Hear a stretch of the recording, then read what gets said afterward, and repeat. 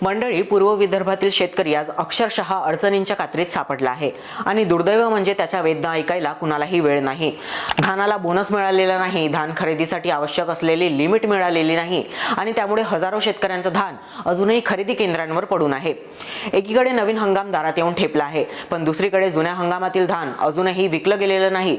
आता करायचं तरी काय? नवीन पिकासाठी तयारी करायची की जुन्या धानाची चिंता करत बसायचं, हा प्रश्न आज त्यांना सतावत आहे। आज पूर्व विदर्भातील प्रत्येक शेतकरी जनप्रतिनिधींना एकच प्रश्न विचारत आहे, आम्हाला न्याय कधी मिळणार?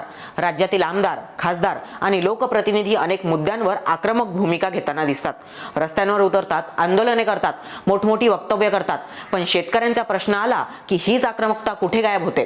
शेतकऱ्यांसाठी आवाज उठवायला कोणी पुढे येत का नाही? धान खरेदीची उद्दिष्टे संपून आज तब्बल 1 महिना होत आहे।